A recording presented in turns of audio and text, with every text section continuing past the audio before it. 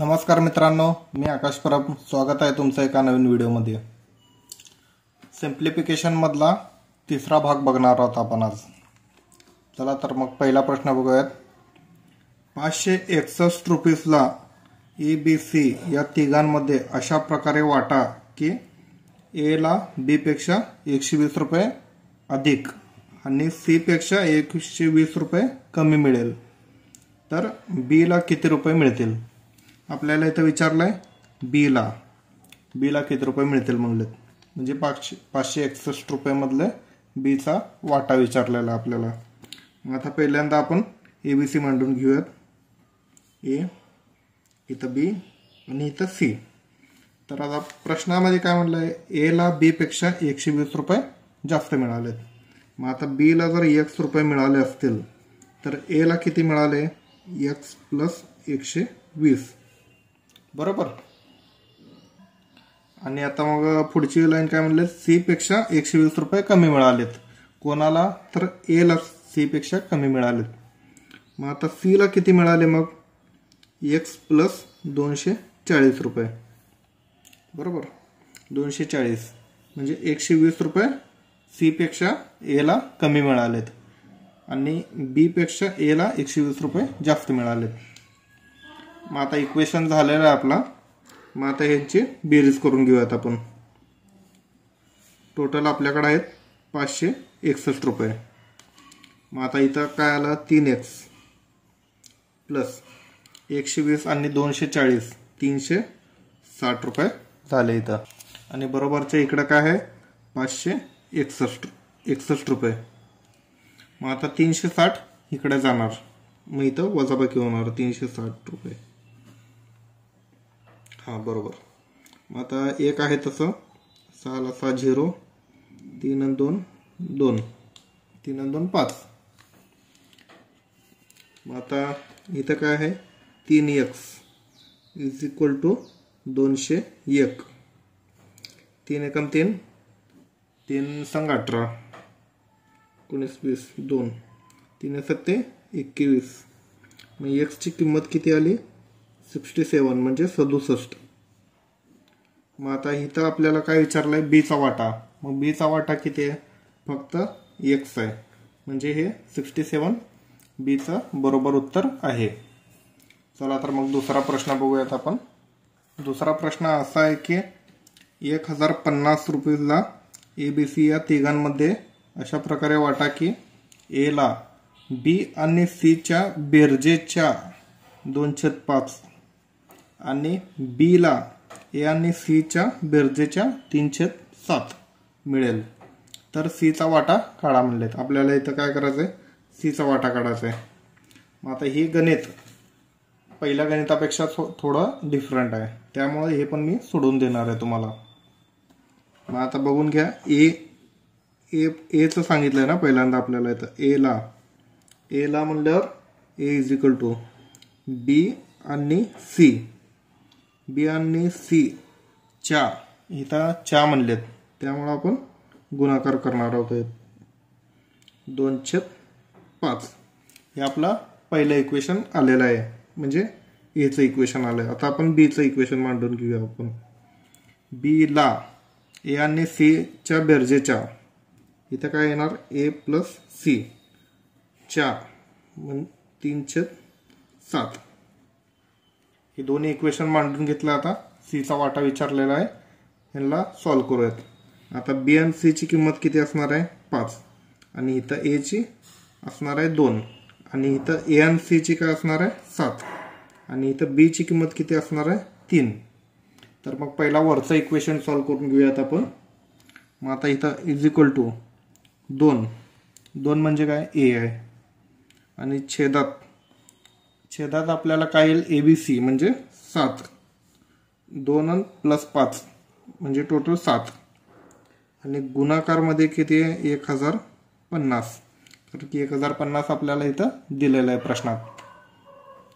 मग आता सॉल्व्ह करून घेऊयात. 7 एकम 7, 7 एकम 7, 8 9 10 3, 7 5 35, 0 आहे तसं.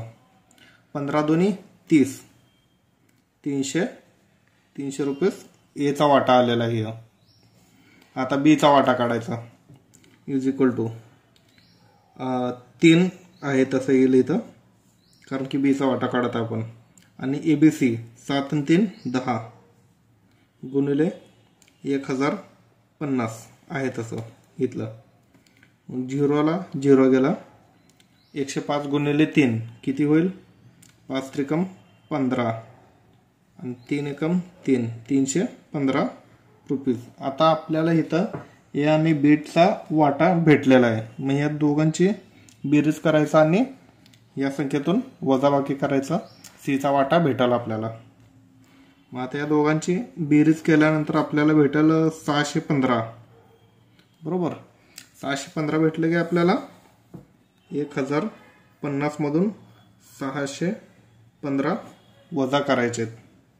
मग आपल्याला सीचा वाटा भेटेल काय असेल ते.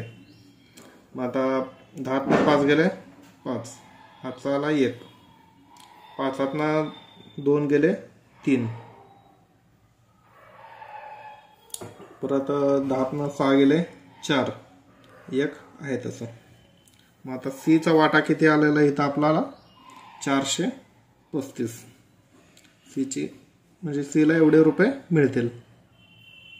चला तर मग तिसरा प्रश्न बघूयात. तिसरा प्रश्न असा आहे की 5 लॉकेट आणि 8 साखळ्यांची एकूण किंमत 1,45,785 रुपीज असेल तर 15 लॉकेट आणि 24 साखळ्यांची किंमत काढा. खूप सोपं उदाहरण आहे. तुम्ही सोडवायचा प्रयत्न करा. नाही सुटलं तर मला कमेंटमध्ये सांगा, आणि सुटलं तरी बी कमेंटमध्ये मला उत्तर सांगा.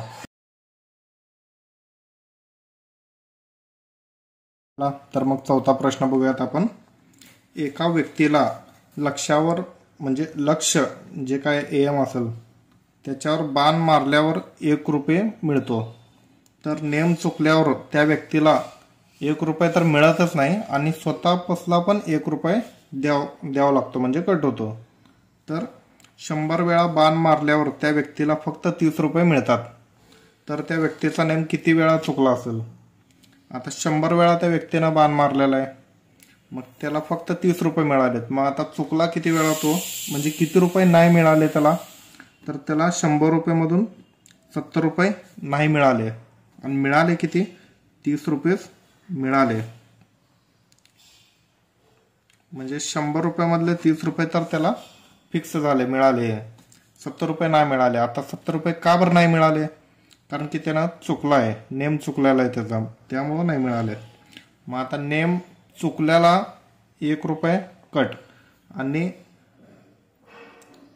म्हणजे नेम नाही लागला म्हणून ते 1 रुपये कट, आणि चुकला म्हणून अजून 1 रुपये कट, असं 2 रुपये कट होतात त्याचे एकदा नेम चुकला की. त्यामुळे इथं भागिले 2 करणार आहोत आपण. मग बे एकम बे, बे त्रिकम 6, बे पंच 10, म्हणजे 35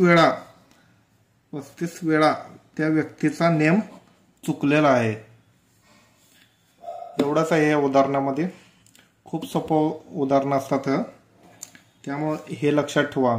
कारण की आपल्याला फक्त त्या व्यक्तीला 30 रुपये मिळालेत 100 रुपयामधून. 100च्या 100 बाण बरोबर लागले असते तर त्याला 100 रुपये मिळाले असते. चला तर मग 5वा प्रश्न बघूयात आपण. हा पण खूप सोपा प्रश्न आहे. एका शेतकऱ्याजवळ काही कोंबड्या आणि शेळ्या आहेत. जर या सर्वांच्या डोक्यांची संख्या 240 आणि पायांची संख्या 640 असेल तर कोंबड्या किती असतील? आता कधी पण ह्या प्रश्नांमध्ये काय विचारलेलं आहे ते बघायचं पहिल्यांदा. कोंबड्या विचारलेल्या आहेत आपल्याला. मग कोंबड्या विचारलेल्या आहेत, कोंबडीला किती पाय असतात? 2 पाय असतात. मग इथं कन्फ्यूज व्हायचं नाही कधी पण. कोंबडीला 2 पाय असतात आणि शेळीला 4 पाय असतात. मग आता कोंबडी विचारलेत, मग आता आपण काय करायचं? सर्व शेळ्या आहेत असं समजायचं. म्हणजे समजा इथं समजायचं आहे सर्व शेळ्या आहेत. मग सर्व शेळ्या आहेत म्हणल्यावर काय होईल? डोक्यांची संख्या दिलेली आहे आपल्याला 240. मग सर्व शेळ्या असतील तर पायांची संख्या किती आहे शेळीच्या? 4 गुणिले 4, कारण की 240 डोक्यांची संख्या आहे. मग आता गुणाकार करून घेऊया आता आपण. 4 × 16, 16 6 चला 1, 4 2 8 आणि 1 9, 960. म्हणजे सर्व शेळ्या जर असतील म्हणजे कोंबड्या नसतील तर टोटल पायांची संख्या किती आलेली असते आपल्याला? पायांची संख्या आहे 960 मिळाली असते, पण आपल्याला इथं दिलेत किती? 640. मग आता ह्याच्यामधून 640 हे वजा करून घ्यायचे. 0 4 7 2 3. आता इथं 320 हे काय भेटलेले आहेत आपल्याला? एक्स्ट्रा पाय भेटलेले आहेत. मग हे एक्स्ट्रा पाय भेटलेले आहेत म्हणून ह्याला काय करायचं आता आपण? भागिले 2. 2 × 2 16 2 32, 160. मग आता कोंबड्या किती असतील तर 160 असतील कोंबड्या. कोंबड्यांची संख्या 160 भेटलेली आहे आपल्याला इथं. चला तर मग 6वा प्रश्न बघूयात आपण. 6वा प्रश्न असा आहे की 25 कॅरेटची एक साखळी 2 भागांमध्ये तोडली. मग त्यातल्या एका तुकड्याला तराजूच्या एका बाजूला आणि दुसऱ्या तुकड्याला तराजूच्या दुसऱ्या बाजूला ठेवले. मग आता तराजूचा एक जो भाग आहे तो थोडा वजनदार होता, त्यामुळं काय केलंय, दोघांचे वजन बरोबर करण्यासाठी तराजूच्या एका बाजूला 9 कॅरेट वाढवावं लागलं. म्हणजे जे काय त्याचं वजन असेल 9 कॅरेट ते वाढवावं लागलं आपल्याला. तर मग तराजूच्या दोन्ही बाजूच्या तुकड्यांचा गुणाकार किती होईल? आता जे 9 कॅरेट वाढवलेलं आहे, मग 9 कॅरेट वाढवल्यामुळं काय झालंय, तराजूचे दोन्ही जे पल्लडे असतात ते समान झालेले आहेत. मग ते समान करायचं पहिल्यांदा, मग त्यांचा गुणाकार करायचं आणि मला कमेंटमध्ये उत्तर द्यायचं त्याचं.